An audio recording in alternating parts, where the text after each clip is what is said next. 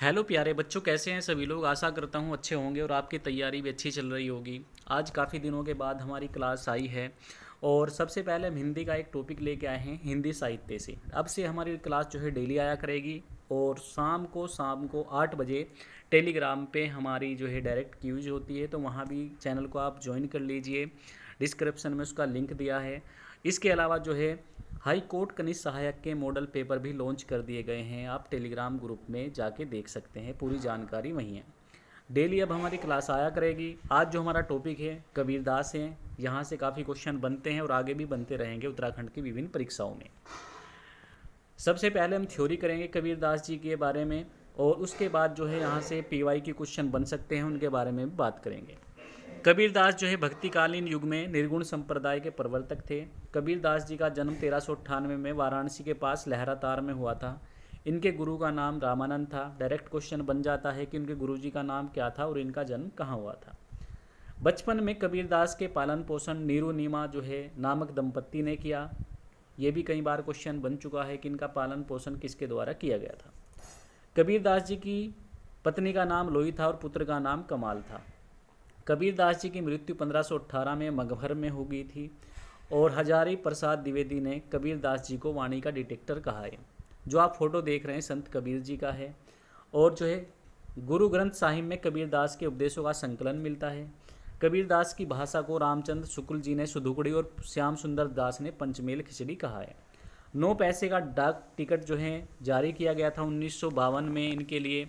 और कबीरदास जी के कुछ कथन हैं। दशरथ सूत तिहु लोक बखाना राम नाम का मरम है आना। यहाँ से इनके डायरेक्ट क्वेश्चन के जो है क्वेश्चन बन सकते हैं। इनके कथन के बारे में पूछा जा सकता है। जैसे कि एग्जाम्पल है कि इसका इनका जो है एक कथन दे दिया जाएगा और नीचे ऑप्शन में रसखान तुलसीदास गोस्वामी तुलसीदास जी और जो है कबीरदास जी का ऑप्शन दे दिया जाएगा और पूछेंगे कि यह कथन किसका है। तो ये भी आपको सारे कथन कबीरदास जी के याद रखने हैं। तो सबसे पहले कथन की बात करते हैं। दशरथ सूत तिहु लोक बखाना राम नाम का मरम है आना। नंबर दूसरा कथन कौन सा है। पढ़त पढ़त किते दिन बीते गति एको नहीं जानी। मैं राम का कुत्ता मोतिया मेरा नाम। राम झरो के बैठ के जग्गा मुद्रा देख। संतो भाई ज्ञान की आंधी। ढाई अक्षर प्रेम के पढ़े तो पंडित होए। काशी में हम प्रगट गए। इसके अलावा नेक्स्ट आगे हैं कबीरदास की रचनाएं भी आ जाती है। डायरेक्ट क्वेश्चन बन जाता है कि कबीरदास की रचनाएं कौन कौन सी है। तो कबीरदास की भाषा की जो है अवधि कौन सी थी। अवधि सुदुकड़ी और पंचमेल खिचड़ी थी। कबीरदास के शिष्यों ने उनके वाणियों का संग्रह बिजक नामक ग्रंथ में किया है। बिजक नामक ग्रंथ के 3 मुख्य भाग थे, साखी शबद और रमेनी। कई बार क्वेश्चन पूछा गया है उत्तराखंड की विभिन्न परीक्षाओं में कि जो है इनके बिजक के नामक ग्रंथ के कितने भाग थे। तो 3 भाग थे, साखी शबद और रमेनी। कबीर दास जी की शिक्षाओं सिद्धांतों का निरूपण साखी में मिलता है, जबकि रमेनी चौपाई छंदों में लिखी गई है, जिसमें दार्शनिक विचारों का निरूपण किया गया है।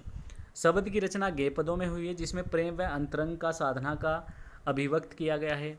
ये तो था कबीरदास की रचनाएं और कबीरदास जी के कथन और कबीरदास जी का परिचय। आगे हम पढ़ते हैं उत्तराखंड की विभिन्न परीक्षाओं में जो क्वेश्चन बनते आए हैं और आगे भी बनते जाएंगे, हम उनके बारे में बात कर लेते हैं। कबीरदास जी का जन्म कब और कहाँ हुआ। तो 1398 में जो है काशी में हुआ था, उत्तर प्रदेश में। नंबर दूसरा क्वेश्चन है कबीरदास जी के पालन पोषणकर्ता का माता पिता का नाम नीरू नीमा था। कबीरदास जी के गुरु का नाम क्या था। संत रामानंद था। ये यहाँ से भी क्वेश्चन बन जाता है। कबीरदास जी हिंदी साहित्य के किस काल और किस धारा के कवि हैं। तो भक्त काल की निर्गुण भक्ति धारा की ज्ञानाश्रयी शाखा से संबंधित है। कबीरदास जी की एकमात्र प्रमाणिक रचना कौन सी है। तो बिजक है। इसके 3 भाग है, जैसे हमने पहले बता चुके हैं, साखी शबद और रमेनी। बिजक का संकलन किसने किया। कबीरदास के शिष्य धर्मदास ने किया। नेक्स्ट क्वेश्चन है कबीरदास को वाणी का डिटेक्टर किसके द्वारा कहा गया है। तो तानाशाह भी इनको कहा गया है आचार्य हजारी प्रसाद द्विवेदी के द्वारा। कबीरदास की वाणी को पंचमेल खिचड़ी किसने कहा है। डॉक्टर श्याम सुंदर दास जी ने कहा है।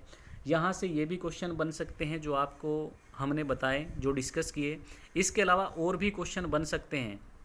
भाषा पूछी जा सकती है इनकी, वाणी का डिटेक्टर पूछा जा सकता है, मृत्यु, 9 पैसे का डाक टिकट कब जारी हुआ, ये सभी पूछे जा सकते हैं।